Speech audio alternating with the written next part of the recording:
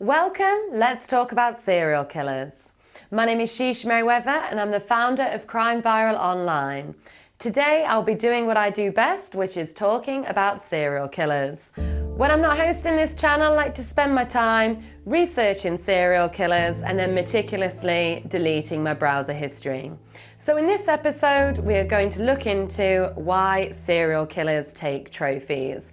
Now, we all have a unique physical fingerprint, but we also have a unique psychological fingerprint, and this is left behind at every crime scene.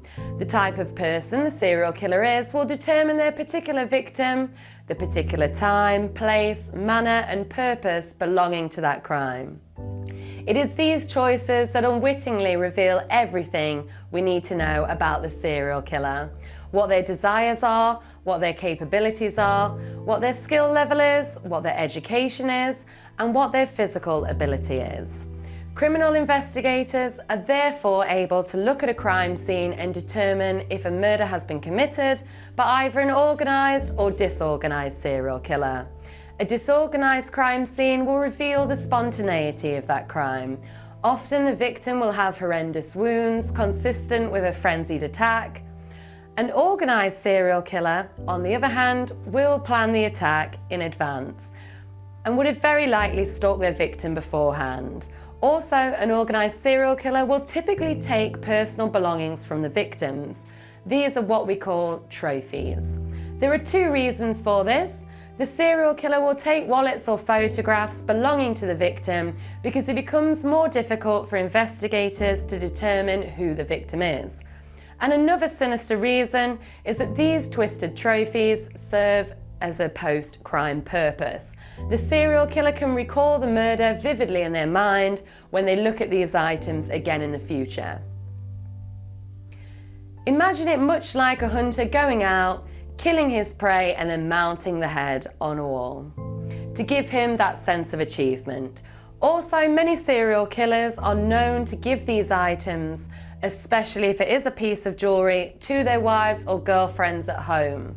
They do not, of course, reveal to their partners where they got the item from, instead explaining they either found it or bought this from a shop. They get that enjoyment and that depraved thrill from seeing the people closest to them wear this. Yet their actual crimes are still going undetected. They have that feeling of power, a sense of I can hurt anyone and still get away with it. This was the case with serial killer Robert Hansen. Now, if you straight up want to increase your chances of being murdered, head for Alaska. It's well known for its high number of violent crimes and is the perfect environment for the serial murderer. According to Serial Killer Database, Alaska is a state with the most serial killings. Many Alaskan communities are only accessible by plane, and there are at least 75 Native American villages that don't have any law enforcement. The number of Alaskans who reported experiencing violent crime has jumped from 8% in 2019 to 22% in 2020. Isolation, harsh weather conditions, and a lack of police officers meant the victims don't stand much of a chance. So this state became a serial killer's playground for Robert Hansen. He suffered from terrible acne as a child, which caused him to be bullied badly. His persistent stutter also meant that he struggled with girls. He was constantly rejected by them. And from this stemmed a deep, lethal hatred towards women. Hansen became engrossed in hunting animals. Then his sport developed into something even more sinister. He targeted sex workers.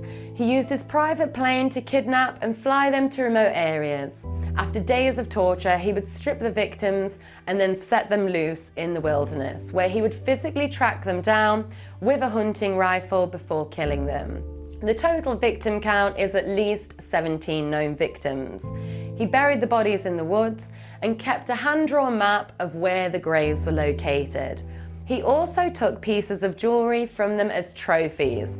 Much like these hunting trophies of his you see in his house, Hansen also extended his collection to include the belongings of his female victims. Fantasy is considered by some to be the underlying basis for serial murder. Sadistic or controlling sexual fantasies increase that risk of murderous behaviour. Explained in Sex Crimes and Paraphilia by criminologist Eric Hickey, it is a 4-step syndrome.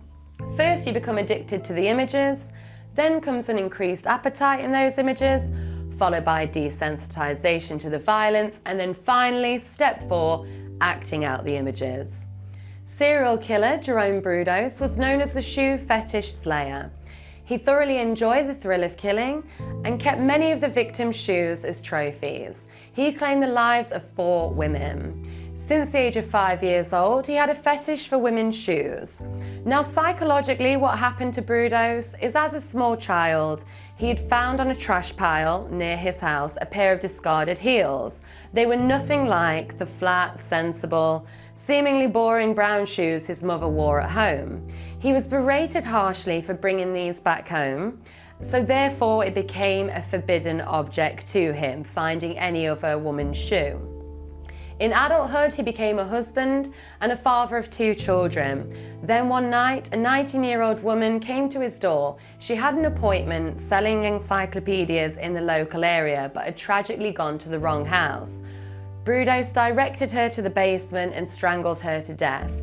When she was dead, he dressed her in various different outfits he'd collected and then later disposed of the body by sinking it into a river. He had, however, also kept the severed foot of the victim, which he placed in one of his favourite heels and kept that in a freezer. He was adopting this new perverse method every time he killed, as he was heading deeper into this fantasy world he'd created for himself. Like Brudos, many serial killers do keep body parts as trophies too. Ted Bundy and Ed Kemper were known to keep their victims' heads, and serial killer Charles Albright, who was known as the eyeball killer, also kept, well, you guessed it. For this type of organised serial killer, complete power over the victim is what they seek. The trophies then become an extension of the sexual thrill they gain from the murders. Killing for enjoyment, whether that be for thrills, lust or power, is considered the most popular motive amongst serial killers. In the video description below, you'll be able to click the link for the serial killer database, which has stacks of important statistics, much like this one. Another serial killer whose main motivation was power was the Golden State Killer. In the 1970s and 80s, the Golden State Killer launched a reign of terror and committed at least 5 rapes, 12 murders, and 120 residential burglaries throughout California. On June the 29th, 2020, Joseph DeAngelo, in a makeshift courtroom set up at Sacramento State University to allow for social distancing, he was wheeled in a wheelchair and uttered one word: guilty. Following his arrest, investigators found ski masks believed to be worn during most of these home invasions that DeAngelo had still kept hold of, along with a disturbing collection of jewellery, cufflinks and heart-shaped chains, and many other trinkets the serial killer had taken with him from the victims' homes. Teaming this with further evidence of his overwhelming guilt, he was sentenced to life behind bars without a possibility of parole. DeAngelo appeared in court seemingly unable to find the physical strength to walk, yet in contrast to this, District Attorney Anne-Marie Schubert from Sacramento County has shared video footage of the serial killer being active in his jail cell. She said, "In front of the world, each of us has witnessed a sociopath in action." In the video, he shows flexibility and dexterity as he appears to be exercising in his cell. Then at one point he even steps on the bed to lift himself up onto the table so he can dim these lights.